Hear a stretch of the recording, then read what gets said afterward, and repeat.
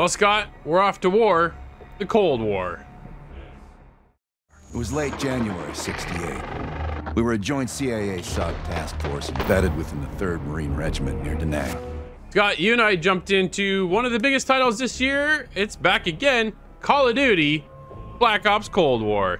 This dude was what a thrill ride of a campaign. You and I are checking out the campaign. Nate and Corey got the multiplayer all covered up. So we went in, we dove into this spy thriller. Man, this was an adventure. I had a great time playing this game. What did you think of it? Yeah, this was quite exciting to get into because it's, you know, the 1960s to the 1980s. It's the Cold War era. Everything looks a little different, and it plays a lot like an action movie. It's funny enough, you say the spy thriller. It's exactly that, a spy thriller movie, but with that, the tried and true Call of Duty gunplay that we've come to be used to, and it plays really well, and the storytelling aspect is something that really excites me when it comes to the Black Ops storyline. So I was really excited to jump on into this one. No, absolutely. I was hooked the minute it started. And sometimes Call of Duty, I found over the few years, have been a little bit hit or miss, right? But coming back into Black Ops Cold War, man, the minute that game started, it was nothing but action the entire time. It was so cool. I couldn't put it down. It had these spy stealth elements to it, and then it had to the point where you're invading like a KGB office, and the way you actually customize and pick your character at the very beginning of the game, it was, I thought, really, really cool. You were able to pick whether or not you want to be MI6 or CIA or KGB, and you're like, man, dude, I was hooked. I love the spy thriller genre, and from this being right implemented into the game so quickly, so early, it was instantly there. But you definitely did have the sense of, okay, now we're into this open part. Here they come. Now we're back into that Call of Duty tradition of just blow everybody away and then move on to the next place. Yeah, it was really interesting how the different levels play out. Some of them are more slanted towards that stealthy spy approach, but then there are definite moments where the car stops, the gloves come off, and it gets back into that Call of Duty steamrolling effect, the gameplay that everybody knows and loves. And I have to say, in this one, the gunplay works out really well. I did not really have any issues when it came to finding weapons, traversing the map, finding where to go. It was all really well laid out, and it flowed in such a way like a movie would, where it's a logical next step, but the change of scenery really makes each one memorable. Even when it comes to doing things that are a little bit more familiar, have been done in other Call of Duty games, like piloting a helicopter, it just had a refreshing take on it, where it was logically laid out in such a way that it made sense, and it was fun and easy to control. As soon as the train slows down, you and I'll jump off. Park, Lazar. Wait till the next station. God, as much as I was hooked, there are definitely a couple hiccups along the way. I was talking with Nate and Corey to the point where it was actually shutting down on the Xbox Series X, which is a bit of a concern moving forward. Probably some bugs are going to be worked out and tweaked in the near future.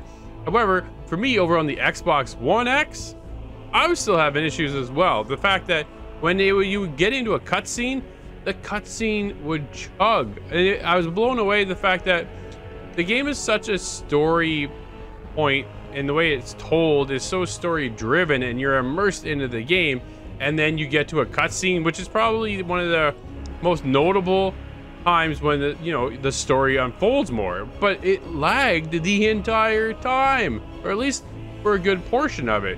There would be audio would keep going, and then there'd be no audio, and it would be just a cutscene, or the cutscene would play out in a like slow motion, and then it would have to catch up to where they were speaking at the time, and it would go like fast forward. It'd be like the movement of two and a half times the speed. I was just, what a mess of a cutscene.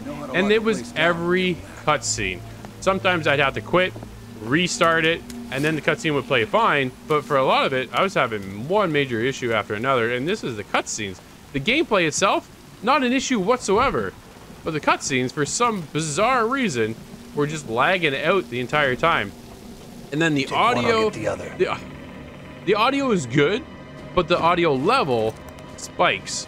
1 minute the conversation is quiet, everything's chill, and then you have to turn down your audio because when you get into the gunfire, it is so loud. And I was just like, the audio level is just kind of like a roller coaster, Scott. It was up and down, man. There was no kind of happy medium for it. I just found I was either turning up my TV or I was turning down my TV or turning up my headphones or turning them down, one or the other. I was never able to just kind of put it on and let it go. Yeah, I experienced a little bit of those technical hiccups as well, where definitely the cutscene lag would get in the way and be really annoying, and I'd end up skipping it the first time around. But it sounds like you were having a lot more issues than I was, except when it comes to the Series X. Mine as well does just decide to turn off sometimes while I'm playing this game. And that's a really frustrating thing, but I think that's a software issue related to this game. We're going to have to talk more with Nate about the technical aspects of the Series X and hope that, you know, we're all experiencing the same kind of thing.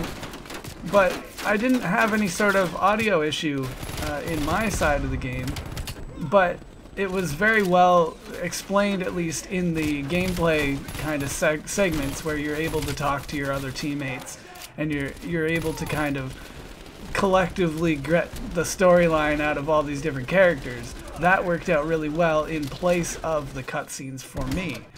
But sure. I also had another technical issue where my save game data just got deleted out of nowhere.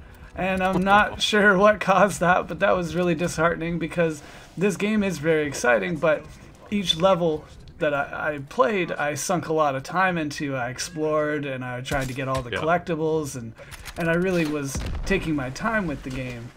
So that was a bit of a letdown there.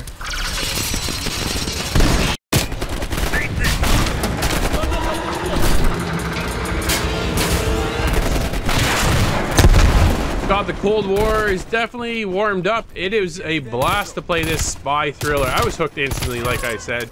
And then you got into some of these side quests too, to the point where I was actually taking notes to accomplish the side quests. I thought that was cool, something I haven't done in a very long time.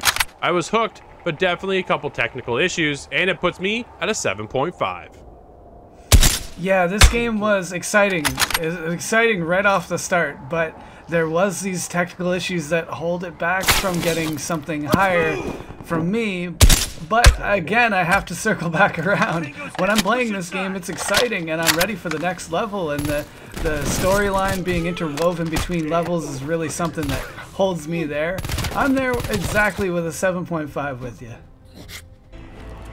Another action-packed installment in the series, full of great combat and spy thriller gameplay.